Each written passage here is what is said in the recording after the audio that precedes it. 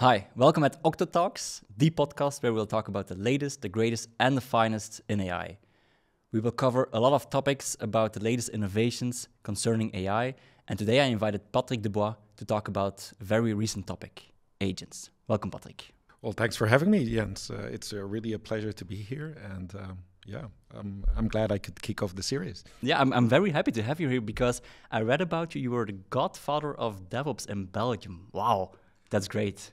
It's a funny title. You know, people, when you think about the movie The Godfather, they think you control everything. That was not the case. So I'm like the benevolent helper. And the story is in 2009, I actually, organized the first DevOps Days event, and I didn't know it was a thing, but that's kind of how the world got to know the word DevOps. Exactly. And maybe also how they got to know agents, because that's the topic of today. We hear about AI agents, large language models that can interact with the environment. They have memory, they have tools. They are the new big thing, right? So that's the topic of today for me, and I really am curious about your view on AI agents as well. And maybe to kick off, the question that I have is, we are building a lot of agents today. A lot of applications are built with agents using LLMs. They interact with the environment. But my question is, what are we building today, and will it be valuable tomorrow, Patrick? That's a good question. I guess there's been a rush on AI and on Gen AI in particular. And so it has opened up possibilities with text, summarizing, making sure it writes our emails, all the things that it can help us with. A lot of companies are still also struggling to find their use case for this, and they're investing in the field. And it only makes sense because it's new technology, and you sometimes, I would call, you have to work the problem to see if there's something there, right? So I think the field is now about a year and a half, not mature, but far. We've come from, hey, let's do the LLM. Oh, let's add on some RAG, right? And then the talk of the town is now evals to get it maybe more robust, and then indeed agents, right? So I think not a lot of people are actually at the agents point. They think of it maybe as the co-pilot that answers some questions using the RAG, but then taking it a step further, having it do things on our behalf, that's still the tricky question. But I learned one thing, and you've been longer in AI than me, right? But if there's a problem with AI, we solve it with more AI. That's basically what a lot of people that we're doing. Yeah. So that's why people put their trust in agents as the next thing. An older model with agents gives better results. An older pipeline with RAG with agents give better results. So people have their hopes up that it will eventually improve up to a point that we're automated. Exactly. They call it the agentic workflow, right? I was also curious from that angle. I also saw on your GitHub profile that you were working with agents in a DevSecOps setting, let's say. What is your experience there? Is it useful and will it be useful tomorrow? Is it just like a toy today? I think there's a use. My experiment that you're referring to was actually, what if we get the three experts in the room? One agent is the dev expert, one is the ops, and one is the security. I use this to explain to people how agents work under the hood. They use kind of the reasoning, the act kind of pattern. And what I saw happening in most of the examples was actually, the dev kind of creates like a simple script. Then the ops person comes in and the agent says, let me improve this. Did you think about kind of adding that the directory is not readable? And so the whole script got more complicated. And then the other expert came in, the security says, we should check that it's root. And so eventually it blew up, right? Most of the exercises kind of spin out of control. And that's, the first experience people have is it's running, but we can't really control the output too well. There's a new kind of, direction people are taking is that instead of just saying, hey, do something, and I just give you the end goal and start planning, we're helping the agent now with what steps it's supposed to take. So we're helping them with a more like a predefined workflow. Well, first you should create the script, then you should criticize the script, then you should go to the next phase. So that kind of organizing a workflow around this is kind of where people are heading to kind of keep the creativity of these tools kind of in check. That's still a topic, right? That I also see online, the chain of thought and how we can control that. We need to feed it with, this is how you need to think. I think I'm hoping for the fact that it will, at the end, will be able to think itself. Right, yeah. They say it will be autonomous, it will be proactive, it will be able to go into maybe like a super intelligence, who knows? But maybe to get into, we touched upon the value topic, what I see as well is a lot of investments has been made already in hardware. Everyone has seen NVIDIA stocks, everyone wanted to have NVIDIA stock at least. They're building massive amount of GPUs, but the question is, the 200 billion investment that they are making today, when will we get it back? Who will earn it back and how will we do it? Yeah. I think that is an interesting finding the balance in how much you're saving versus how much you're spending, right?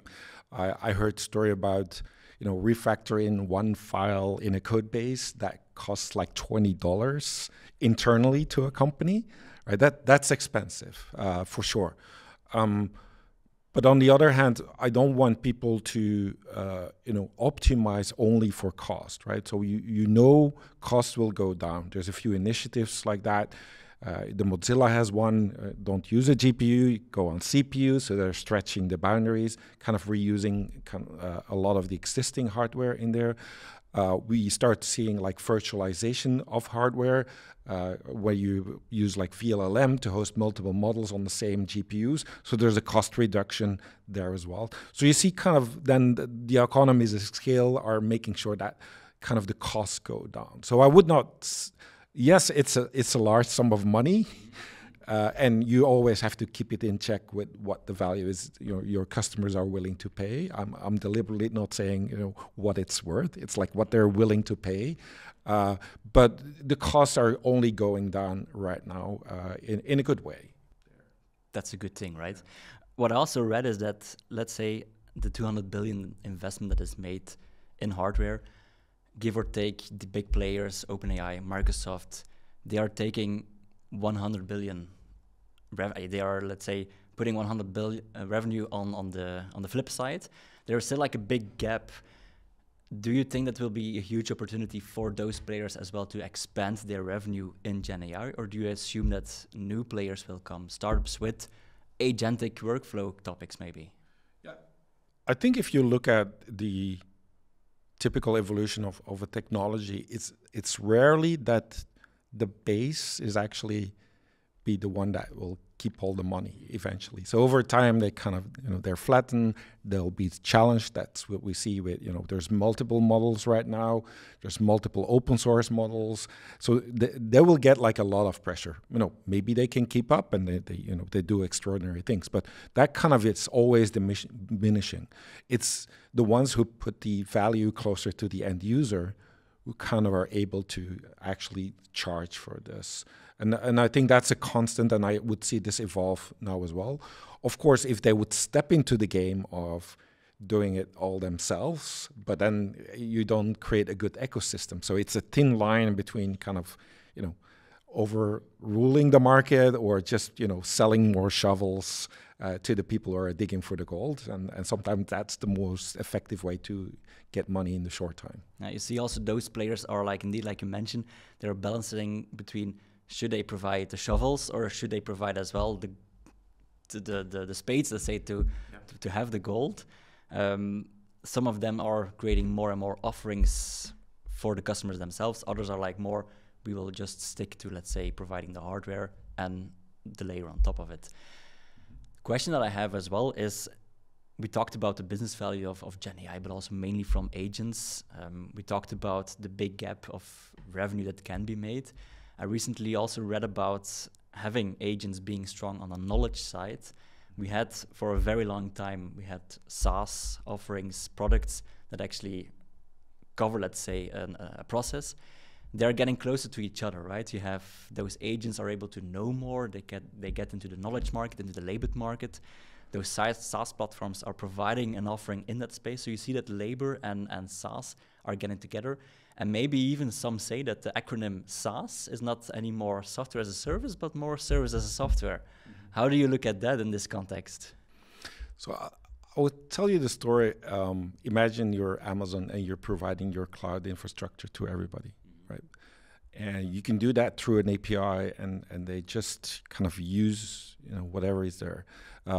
For those familiar with team topologies, that's just like X as a service, and you're using it, right? So you could think, in the old days, we had people rack and stack the servers, and now you're just somebody's doing this especially for you. You don't have to worry about the cooling, the data center. So they took that away, and what you saw happening is that is not enough. Like Amazon is not just about providing you that service. You're actually paying a support contract to be able to talk to somebody who sets the right direction, who's there to help you with the problems they have, to architect your right things. And so the balance of we're just going to abstract everything away is not the solution, because we know things will fail. You want to pay for that failure, for that support, for influencing the roadmap. So that balance will stay. Does that mean some jobs will not go away? Of course, right? The rack and stacker, as we know, is only getting reduced by the people who are building the abstractions, and that will be similar here. And some, when we used to talk about VLANs, right? Now we don't talk about that. It's like VPC. So rewiring our existing things that we do is what we're looking for. And people who will not be able to adapt to any of the new ways of thinking, they might have a hard time indeed finding a job.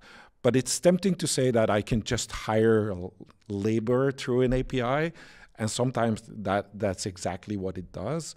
But there's the building of trust, and why you're buying, why you're doing the support, that actually counters that intuitive motion of saving cost. Yeah, well, that's actually a good thing that you mentioned. You talk about trust. Before I get into that topic into details, I totally agree what you're saying. And what I see the most is in the industries where you have very process-heavy operations. There you do see that a lot of questions arise to like, how can I make it more efficient? So today, agents are more in the efficiency sphere, let's say. Correct. Help me being more productive, help me to become more productive in the end, because we can see the value today of what they can do. Imagine what they will be able to do tomorrow as well. But still, in that same conversation, we always have the question, trust. Mm-hmm. How can we build up trust? Because back in the days, we had our code, the classical software, so to speak. We had the code, and if something was not working, the code was wrong.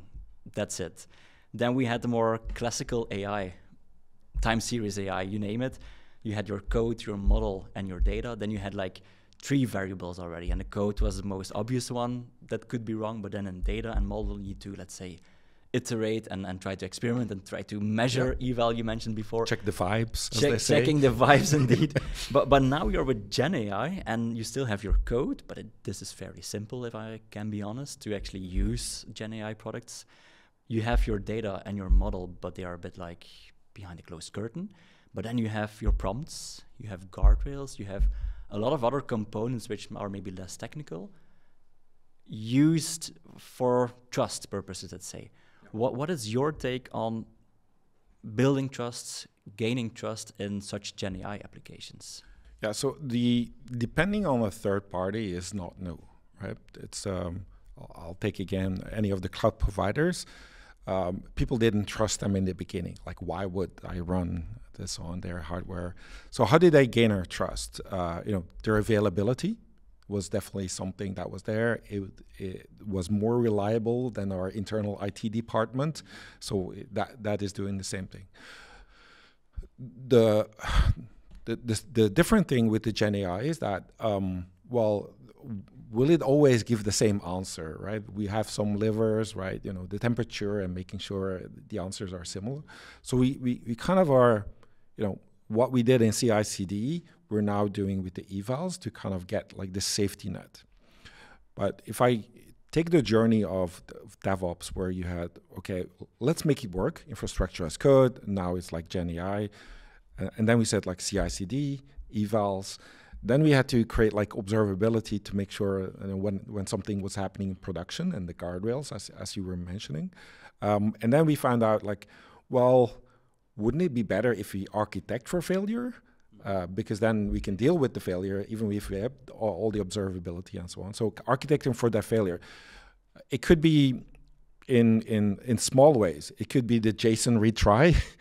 you asking, yeah, we've all been there, right? But if that's built in and that's kind of like a safety net that it's taking care of us. It could also be with agents that we'll be able to replay what an agent does or be able to interfere and give feedback to the agent. But in DevOps, we call that field resilience engineering. And that kind of was looking at the design of our application. And that's kind of a field where we're heading now, where, what if it fails? We have to assume it's going to fail. How do we kind of architect for this? And then the funny part is, in the end, we did chaos engineering. So we induced even more failure because we were not good anymore at dealing with failure. And that's kind of, the path that we're on. And eventually we thought about, let's automate, that's easy. And then there's the whole thing that comes with it to make it more robust. And I think we're on the same trajectory for Gen AI of dealing with this. And yesterday I saw a blog post and it was interesting. They said, well, 95% is the new 99% uptime. Like the agents work 95% of the time. But then he said, well, if one agent hands it off to the next agent, and he's also kind of 95%, if you start multiplying, in the end, it doesn't come very good. So we have to deal with the fact that there is like a margin of error. And I haven't seen that fixed, right?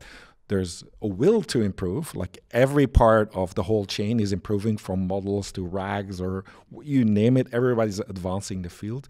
But the ultimate robustness, that doesn't exist on the technology side. So you have to do it with other parts. It could be, as simple as you have documentation that's very good and up to date. That also builds trust. You talk at conferences, you explain what went wrong, how you're improving things. So there's a lot of different ways of, as an external party to kind of gain your trust. Not change the API all of a sudden, right? We've all been there. Please do not do that. Do not break it. Yeah, and it's tough because this is the field where it's like break fast and kind of make sure you get the value. But that's what makes it part of the emerging fields, and that's also where there's a cost. We're right in there. Definitely. And you mentioned it, and all noses are in the same direction. We need to solve different aspects of the entire ecosystem. A lot of frameworks are arising these days, and you have Microsoft AutoGen, you have the Agent Builder on Google Cloud, you have PhiData, you have Crew AI. I can name 20 others maybe, but if you look through the branding, through what they say, what is for you, let's say, essential in such a framework, what is not needed, where can we find the balance, let's say, and reverting back to the initial topic of the conversation is what we build today will be lost tomorrow, or at least not useful anymore. Same could be said about those frameworks. How should we go with that? What is the right balance for such a framework? I think most of the, let's say LangChain, Llama Index, they'll be focused on attracting a community. So that means they brought in all the vendors, they put everything they could because it amplifies their brand, right? A lot of the engineers, after, let's say, like 5 or 6 months of using that framework, they say, I can do it myself, in a way that they lose their trust because they break the APIs. It's like thin veneer. We can write a prompt, you don't. But they're great at learning and doing that stuff. What I hope it evolves to is obviously stabilization, and you see some sign of this happening because you understand better the use cases, working there. That there's an ecosystem that comes with the framework, much like Express.js or similar of those language coding frameworks. Is that all of a sudden they have easier debugging? All of a sudden it's easier to write agents. Why do I think, for example, Crew AI took the lead? Because they understood that their DSL of creating it is how the developer actually understands the process. And it's less about creating a React prompt. And no, it's like, okay, I have an agent, I give it an identity. So it's like synthetic sugar and like a DSL, kind of that helps people. Is it the most reliable framework? Probably not, but they say, oh, well, we can play nice with framework A and B and C, and we get kind of an amplification. And that brings it back also to the the previous point, I was like, the lower layers and the layer on top of that, the one who gets the value is the one who kind of uses the lower layer more intelligent. I think the developer experience for Gen AI frameworks is not good.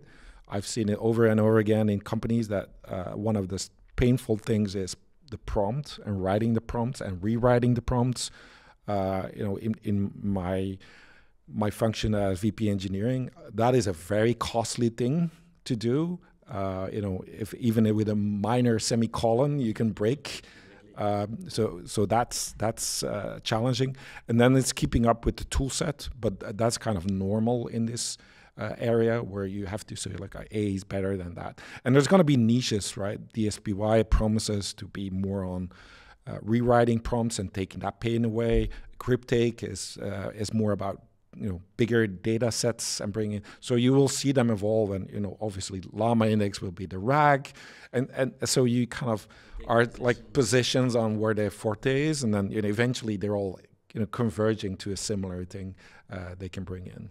And what is your opinion on such a frameworks? For example, LangChain, we experimented quite a lot already within ML6 as well, is there are hidden prompts in the code, and they have a certain impact on the behavior, let's say, of your tool stack. Is it for you a win to have those prompts within the framework itself, or should it be not that abstracted and smart in a way? I think if you're doing the abstraction, it needs to work all the time, which is not the case. Right, so and that's why it's so painful for people. They try a RAG pipeline in LangChain, and then they don't understand why their document is not showing up.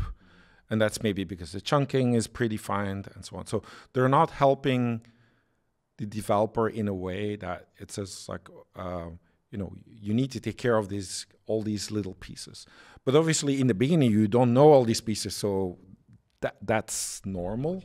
Right. So, but I think ultimately they learned that they started having callback handlers. They started having like debugging frameworks to kind of make this more visible when it failed. And that's the thin veneer of it's just a prompt, right? So, and that's what makes people uneasy. Like, why am I going with that? But if that pain would have been, I give it a prompt of what I want to do, and it compiles it to a very good prompt, and that like works most of the time, that would be helpful. But right now they just took an opinionated stance on this is my prompt that we're going to bring in, which was great for learning. I learned a ton just watching the code of those frameworks and learning from it. It's fun to dive into the dungeons, let's say, of those Absolutely, frameworks. Maybe a final question on frameworks and also on the ops side. Within those frameworks, you can opt in for using different models depending on your workflow. But for different models, we know you need different prompts because they do behave a different way. How do you manage your prompts in such a setting from an ops perspective? There's a trend that says keep it outside of your code. That allows you to treat it as a dependency that you can do A/B testing on in production and faster iterate. And then the other way is I'm just gonna put it as part of my code package, because it's always a combination of it's that version of the model, it's that version of the APIs, that's my logic and that prompt. So it doesn't make sense to ship them and test them in separate items. Like even the A/B testing is tricky because that might be good for a simple chatbot with one prompt and you kind of know exactly what it is. But once you start hooking up more business logic, that brings it back to kind of the code. However, you can use, and I've seen that in a few companies where they actually share the prompts as a code dependency. So similar to the prompt hub, you kind of bring that in. Because if multiple teams are working on the same agents, you bring that into a library, and basically that is what you're doing. But it could be a code library. If you make it more fancy, it's a prompt hub. But the essence is kind of the same of doing that. But you want to have versioning, and that's kind of why we have it like in traditional tooling as well. All right. Well, I'm absolutely sure that the best prompt will generate the best value. But in terms of value generation, a few statements for you. This or that statements, we could call it. First one, given, and we talked about LLMs, but we went into GenAI agents specifically. We didn't touch a lot about multi-agents frameworks. But let's say agents, build or buy? If you can afford it, buy. Okay. If we look into the landscape of who will actually win the race of agents, let's say, you have OpenAI, they have their agent builder. You have all the cloud providers, they have infrastructure plus agent builders now. OpenAI or a big cloud provider? I would bet on a big cloud provider. And why? Because I see that agents go hand in hand with access control, with execution power. You know, already see the evolution, them going into microservices and micro agents. So I think they're the best setup. It might be for a while, and they're just going to buy that. So that's my assumption there. It might be for a while. Second and third one, this or that. Wait or act now? I would say act now. Yeah. And is it valuable enough already for you, or are we in the community stage? Are we in? Well, you didn't specify what the act was, right? Well, no. The act would be like, explore if you have a value case, and that you would do it through experimentation. And why go through the pain of first building what you need? And that's why I said, buy. Because it will get you faster and closer to the business value eventually. As much as I like to tinker with the technology, right? So let's get clear. But maybe last one, Patrick, for wrapping up: AGI or superintelligence with agents? Can I say neither? I don't need both of that. Like, I don't need a self-driving car. I'm already happy with a good cruise control, and that it works most of the time. So I get the aspiration, but I don't see that happen too soon. So maybe I'm that realist, or not yet optimist on that. Who knows? We'll see about that, Patrick. Let's do it again. Thanks a lot for the conversation. I really liked your perspective, and to all of you as well. Today we talked a lot about agents, about GenAI. We have talked about creating value, but also about the investments. And Patrick, we talked about, is it valuable enough? How can we use the frameworks? One thing is sure, agents are here to stay, and I do believe we have quite some work to do as well to prove the value in the upcoming months and weeks. Let's get on to it. Thank you. Thanks a lot, Patrick.